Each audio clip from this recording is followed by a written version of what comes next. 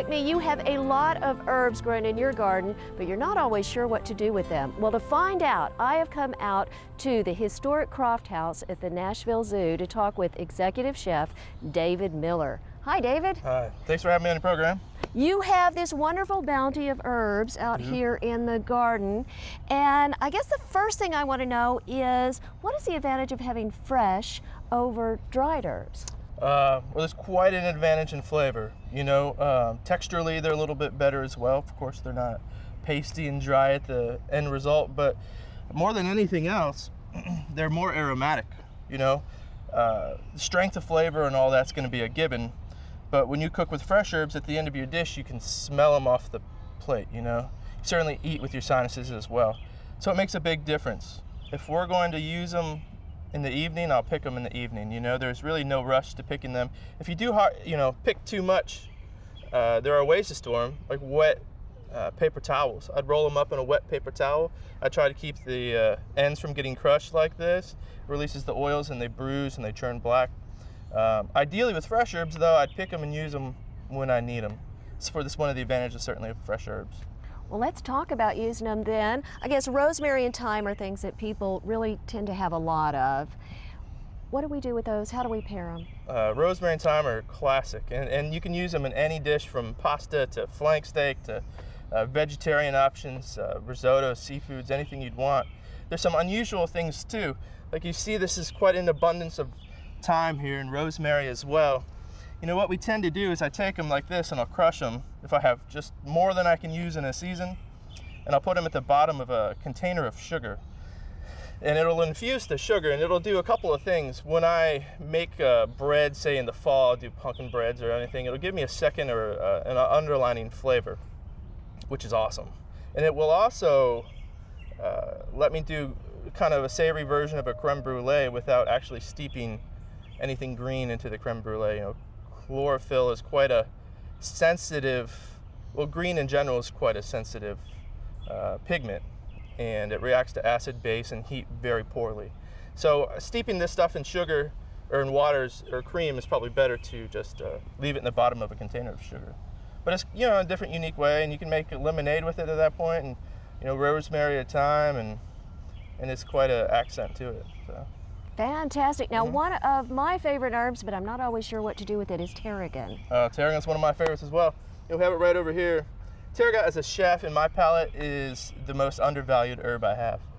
Here's some tarragon as an example, but well, I could tell you I could use it 1,000 different ways from Sunday, but classically there's two dishes that come to mind when I do this. One's obviously a seafood dish, and you can take newsprint or parchment paper and fold it almost like an envelope and stick your seafood in there and stick tarragon in there.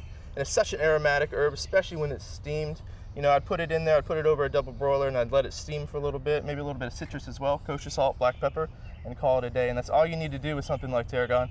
And the pairings with that are really limitless. Tarragon, the anise background flavor is just awesome. And then there's a ravioli that I've made with tarragon for years.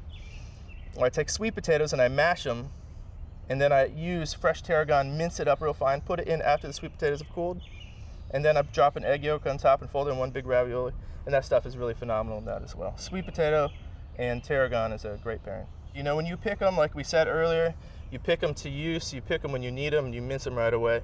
They're equally as potent as a dry herb. The only difference between fresh and dry is the time you're going to add it when you're cooking with it. So in a dry herb, I would add it in the beginning to kind of reconstitute it. Try to bring those oils back. They're pretty much lost when they're dried anyhow. Unless you really dry them at home, you have a little more control over that. But commercially dried herbs, they're lost before you get them. So we add fresh herbs at the end. Again, the chlorophyll, the pigment's very sensitive, and you have about 45 minutes of just pungency and flavor. So we add it at the end, a little bit of heat brings that out, and then you stop cooking it. That's the only difference I tell you between fresh and dry, unless you buy fresh from the store, and then you probably need to add a little more fresh than you would dry.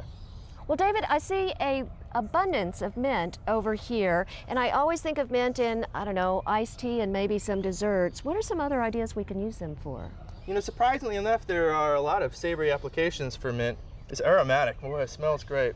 The only advice I really can give you for mint is I would use it a bit like sage. You know, it's almost interchangeable. So if I was to use prosciutto, lemon zest, citrus, fresh mozzarella, you know, any cutlets like that, it's, you know, traditional Italian in a sense. And mint really would be a good placement if you didn't like sage, but it has that same overtone to it, citrusy a little bit on the end. What are some of the ways that we can use mints, and how do I mix them with other herbs? I'm always confused. Yeah. Well, mint's a difficult one to actually mix, but mint and thyme or mint and rosemary are a good match. They really are. If you're going to steep mint into a drink, a lemonade, or you know, an adult beverage, anything you want, I would add those two herbs, and it really give it some background. But I would stay away from things like tarragon. You know, they're really opposing flavors, mint and tarragon. Anise and mint, they just don't work well. I think the other thing I'll tell you about mint too, the essential oils of mint are strong. They're very nice, and I do a lot of chocolate work. Chocolate is an oil-based product, and because the essential oils in there are so strong, it really leans itself to work well with chocolate. Lemon balm, you know, a little less aggressive, awesome herb though, and that's a much more savory application, I think, than like spearmint here. That goes back to that sweet potato ravioli with lemon balm and goat cheese, and I mean, that's just a classic perfect pairing, and you can get into these chives and chive flowers and such on there, and they're just phenomenal. I've had turkey and dressing with sage, and I know that's a little bit of an acquired taste, so tell me about this. Certainly, and it's certainly appropriate for poultry, turkey. I'd use it in a lot of brines. I don't cook with sage. It's just not in a lot of applications that I think go well together. You certainly can't pair it with wine and other things. They call it toxic in the wine world, but in a brine, I think it's certainly appropriate. It has the flavors, you know, water, sugar, salt, sage, and drop a turkey in there, and you'll be golden. Oregano is one of those that certainly grow in abundance, especially in our market here. And it's a great herb, it really is. Oregano, of course, you think of traditional dishes, Italian-based dishes.